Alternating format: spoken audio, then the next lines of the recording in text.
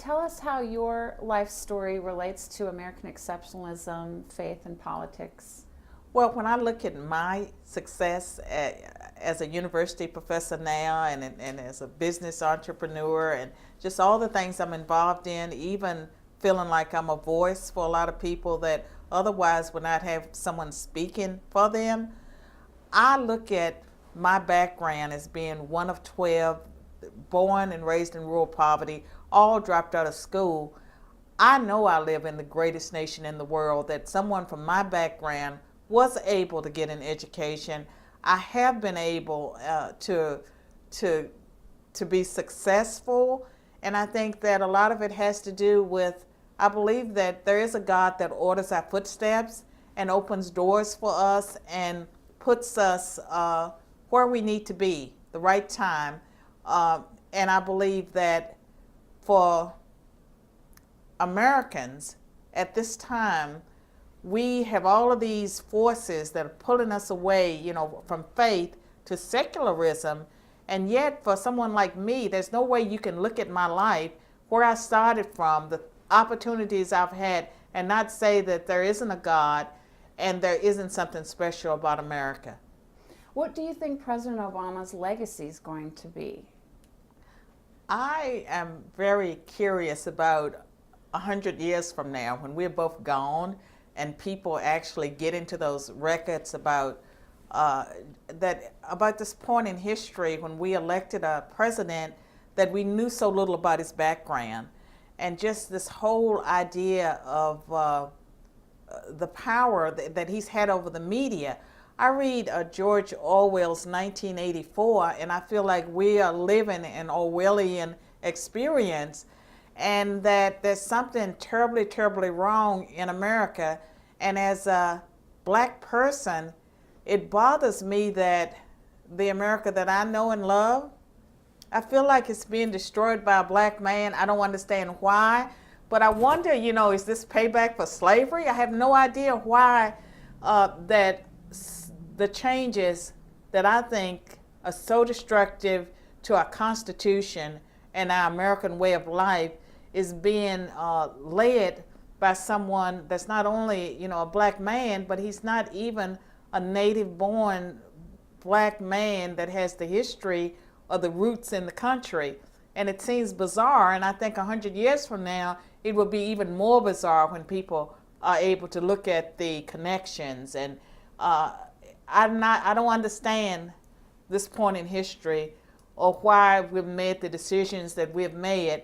And it bothers me that so many black people have been deceived into supporting programs and policies that are killing them. Well, when I look at the changes that are taking place in this country that bother me the most, they all rooted in the Constitution, because I believe in America, and I believe in American exceptionalism and the Bill of Rights. And so as a person that is a devout Christian, the First Amendment is something that I take very seriously. And if you haven't figured out now, I value my free speech. I take that clause very seriously. And what I see in America right now is our freedom of speech, our freedom of religion, freedom of association, all of that being totally eroded. And when I look at the Fourth Amendment about the search and seizure, I see, that we had no protection. We are living an Orwellian experience where we are almost under 24-hour surveillance.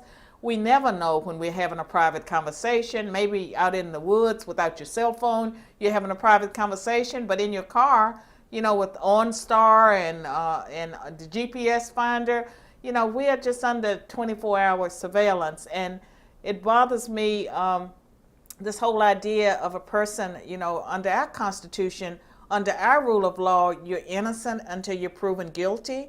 And so to me, it's not acceptable for the president or for anyone else to kill an American citizen suspected of anything. If they have not been, tried, if they have not been, brought to justice, then I don't think that it's the right of the government to take a human life, certainly not that of an American citizen. And so when I look at our country, it feels like that we have collectively lost our sense of who we are. We've lost our minds because we don't have a constitution that matters anymore. This didn't just happen with President Obama, that there were some Republicans too that sort of set the stage for this. And when we want to change America, we have to change it by electing the right candidates. And it's not Democrats versus Republicans, because there are plenty of people in the Republican Party that are fully on board with the agenda of what's taking place today. And as a person, again, that believes in the Constitution, I'm a woman of faith. I don't like what's happening in America, and I don't think most Americans do. And that, I mean, I think that the majority of Americans don't like what's happening because the media, they're largely in on this. There's not a lot of places for them to be able to have their voices heard. Are you saying that you might be sympathetic with the Tea Party extremists? Well, I mean, we're about honesty and transparency, right? I have spoken at some Tea Party events, and the very first one, I first started out just defending the right of the Tea Party to exist. And then I started getting invitations to speak at Tea Party events, and they were being accused of being racist, you know, and I'm thinking, and then all of these invitations are pouring in for me to speak, and they're saying it's all white crowds, and I'm thinking that if people like me say no, of course it's going to be all white crowds. And so I spoke, I can't remember which year, at my first Tea Party event, and there were all these older men that were veterans that had tears in their eyes, and they were just so moved. And one of the things I said, you know, is that we have a constitution and there's still freedom of speech, and we have the right to assemble and protest, and it applies to white people too.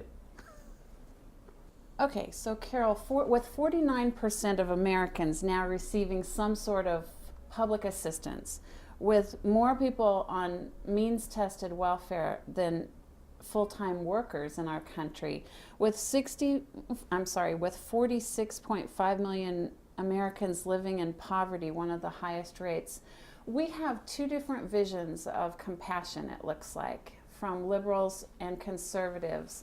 Talk to us about what you see about government dependency and compassion versus entrepreneurism and other forms of compassion. For one thing, the left loves to use the concept of social justice, and I think probably most universities, they have a social justice program. Churches are using that phrase, social justice, not really realizing that it's a Marxist term. The universities know what it is, but not the churches. And I think that the compassion that we should feel for our fellow man is being expressed in the wrong way. And one of the biggest problems that we have is that the people that are making the decisions to help the poor are people that are elites. They have never been poor themselves. They have no idea what they're doing. And that's why their programs fail, because they don't know anything about the group of people that they're trying to help. I'm of the school that you teach a man how to fish. You know, you might give him a fish and feed him for a day, but the most effective thing is to teach people how to help themselves. And I believe that there is a place that, you know, for being compassionate, but a lot of what passes today for compassionism is not really going to help people long term. And I think that the social welfare programs that we have today are not sustainable. And there's all this big push, you know, for amnesty that would legalize and bring in even more poor people when we can't take care of the ones we already have. And so I think it's just so important for us to realize that we have to come up with ways of helping people be the best that they can. And not everyone is supposed to go to college, but everyone can have an occupation. There are things that people can do. And I would like to see vocational education programs return to the high schools and, you know, maybe in some cases the middle schools, because there are some children that, because of how far down they are, that you would never be able to make them college level, but there's no reason why they cannot be productive citizens. And I believe that the conservative values and principles that really have sustained many communities, that they do work, and that we have to find a way other than what we're doing right now to address poverty, because just giving people welfare or encouraging them, to creating an incentive system where you're better off not working than working. I think that's very destructive to the individuals themselves. It's destructive to our society, and it's not sustainable, and it's wrong.